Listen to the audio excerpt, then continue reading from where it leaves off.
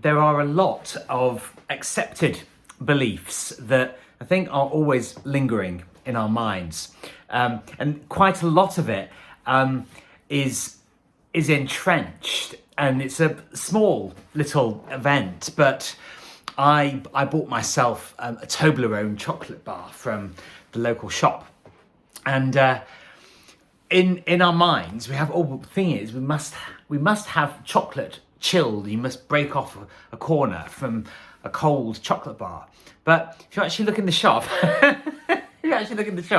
you'll notice that all of those items that we believe that we're supposed to have chilled, they're not in the freezer sections or in the fridge sections. They're not. And I know for myself, even with this thought in my mind, I know, well, actually, I much prefer the slight gooiness and getting the chocolate on my fingers, so you can lick it off. I much prefer my chocolate room temperature. So you have to be conscious. You really do have to be conscious. And the thing is, this extends to what we'll call fashions.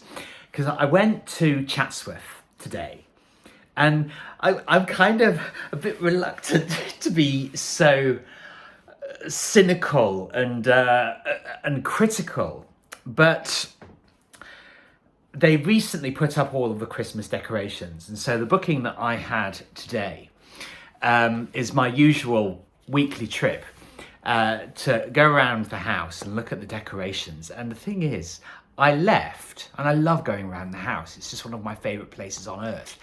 But I went around, and I'm afraid I felt enormously underwhelmed by what they'd put on, because Chatsworth is a really profoundly beautiful place, an incredibly historical place.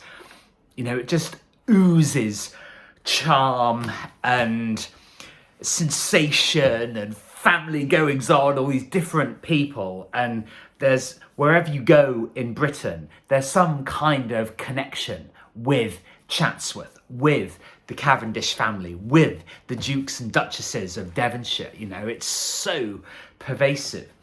And then you sort of look at the decorations, and they were really, really lackluster.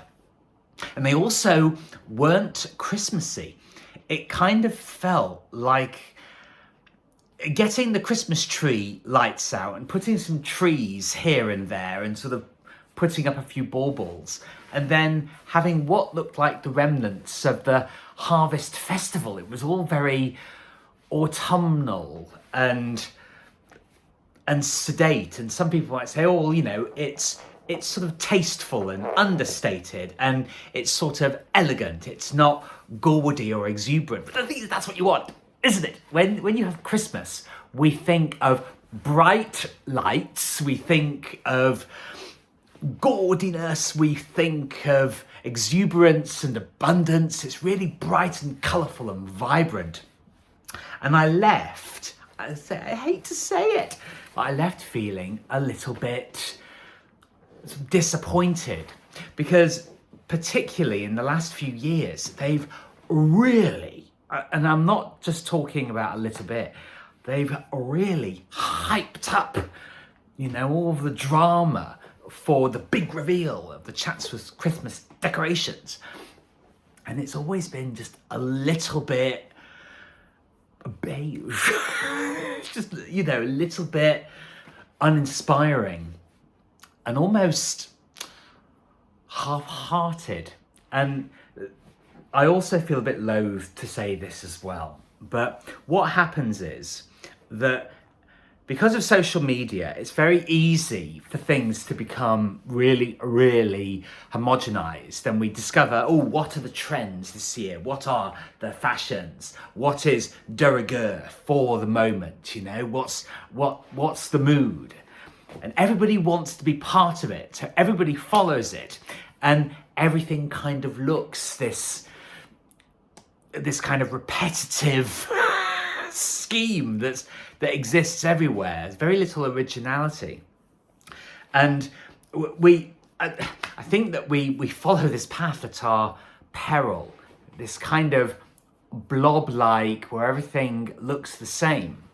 And when I always get there first, I arrive early, so I'm front of the queue, so I'm first in the house, so I can have a little wander around it without the riffraff in there, you know, only half joking. And there was this, woman, I couldn't quite tell how old she was. I mean, she was obviously an adult, but she was young. And I continued to be just astounded at the number of people, including her, who was absolutely morbidly obese. Just not, there's fat and there's obese, there's morbidly obese, and then almost there was this girl.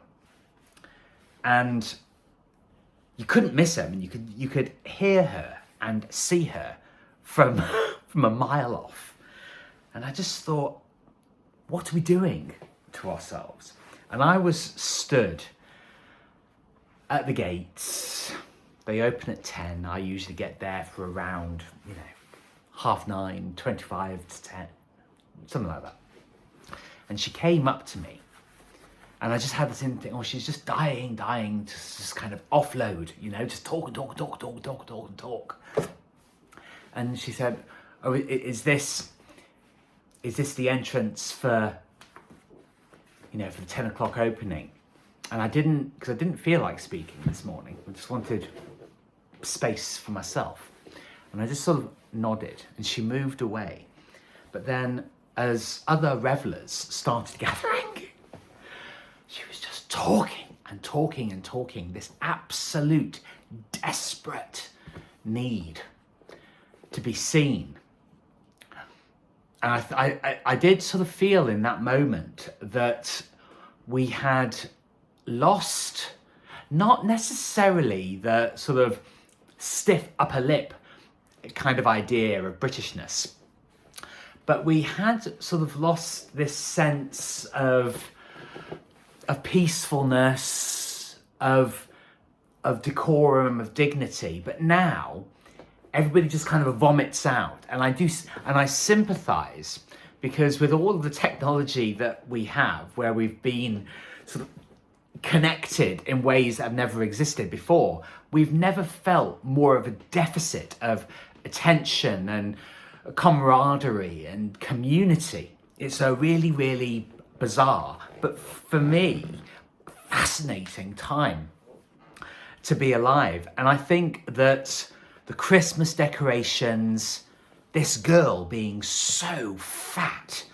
and just with an abundance of information that we don't actually know how to do things anymore. And a few other people arrived after I got there, and this girl got there, and the other people that she was talking about. And it was almost like she was on a script, this sort of mirable, where she was just talking about her dogs, like totally obsessed. And the reality is she's probably not got children, so she probably calls herself on Twitter a dog mum. One of these bizarre concoctions that we've come up with in the modern era. Just repeatedly going on and on and on about these things. And then these other people were coming up and saying, oh, is this the queue? And it couldn't have been anything else. But I think that we're so overwhelmed and sort of uninspired in life that it made me think, we need to grab this bull by the horns, and we need to sort of turn the whole thing around, and we need to start living life with a little bit more sort of originality and enthusiasm, some pizzazz, He used to work in the London West End, and we need to bring back a little bit more sort of showmanship, just to be a bit more, not even outrageous or extraordinary, but just to kind of get ourselves out of this malaise that we're in. It's a very, very fascinating time to be alive, and this is a rambly video. But I just sort of looked at all of these people drifting, and that's what I mean by the pizzazz.